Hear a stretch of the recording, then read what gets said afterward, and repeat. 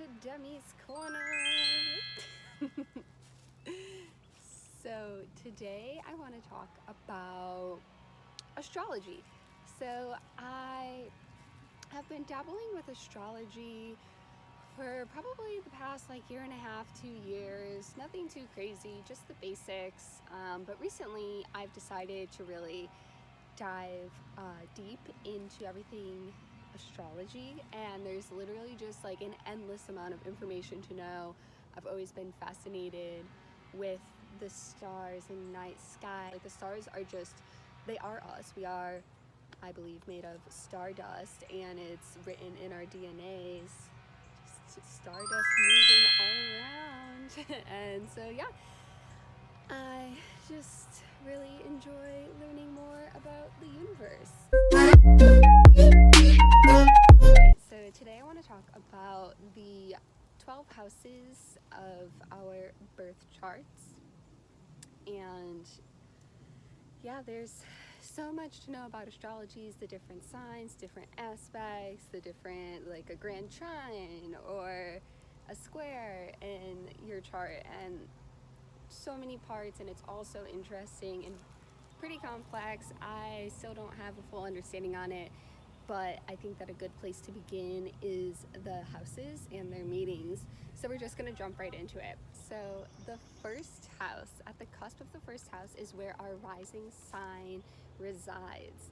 And so the first house controls how the world sees us and the image that we present to the world, and basically our identity. Okay? And the second house is going to be the money sector. So this is connected to how you get money and how you hold on to money and how you care for your possessions. Okay?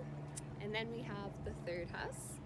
So I love the third house. The third house is going to be connected to learning, communication, education, and the mind. And so this house is going to be connected to how we learn and communicate. And then we have the fourth house is our family and home life.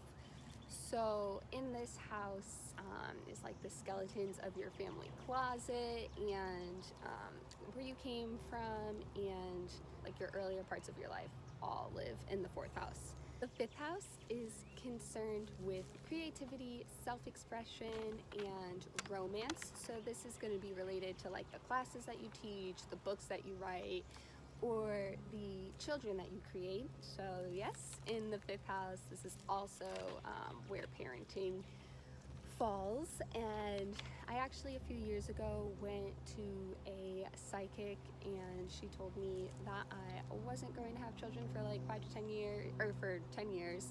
And my fifth house in my birth chart is actually empty, so who knows, maybe that'll be true. Only time will tell.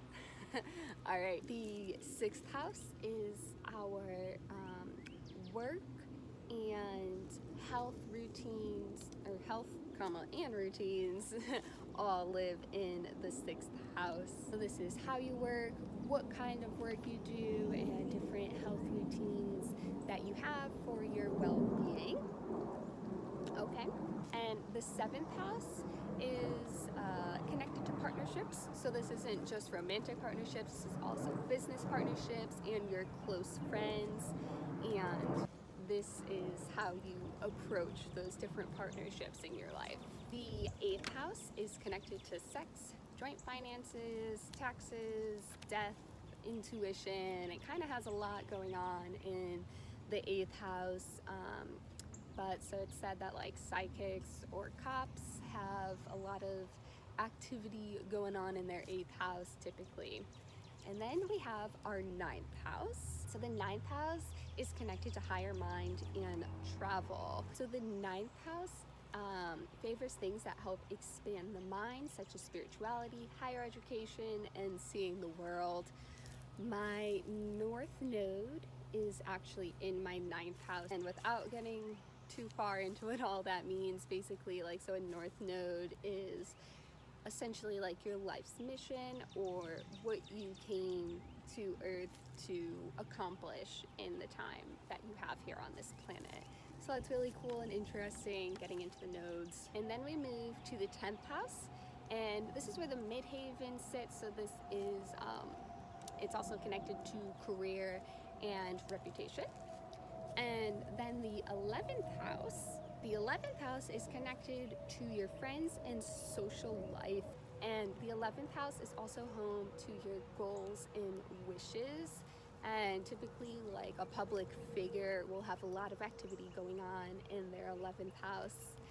And then we finish off with the 12th house. So the 12th house is your undoing or your karma. So what that means, it's the inner work that you have to do. It's the stuff that you hide from the world. And the 12th house is also home to the subconscious mind, healing, and meditation.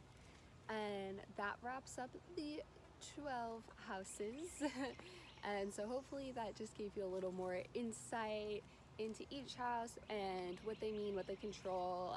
And that's just the first layer of really diving into a birth chart. Like I said, you have all of the signs that each house is in, and then the planets that rule the signs, and the different aspects, and the different trines and squares, and all these ratios and scientific numbers. It really is a science, astrology is, but yeah, that's what we have today.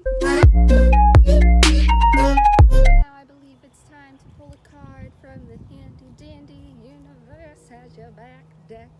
I don't know, sometimes you just gotta, you know that song Cyclone? That's every time that I do that little woo dance, I just think of, I don't even know who sings it, but it's like, she moved her body like a cyclone.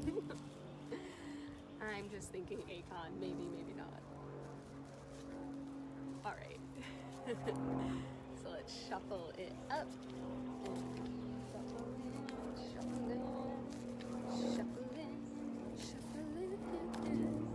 Okay, we're just gonna cut the deck a few times, 4 times, that's my number. 1, 2, 3, and 4. And here we have, ooh, she's pretty. I am a spirit having a human experience, and I am here to get closer to love. And look how beautiful this little card is, and there's the cute little third eye and the rainbow and her eyelashes. So I think that this really relates to astrology, actually, because we all, in my beliefs, we are a product of the universe, and we all do have that living spirit inside of us, that life energy, that prana, and we are having a human experience. We come here in human form to get to know our spirit better, and I hope that everybody is doing that during this time. We have a lot of, well, most of us have a lot of free time on our hands right now, so it's the perfect time to get to know your spirit better and get closer to love.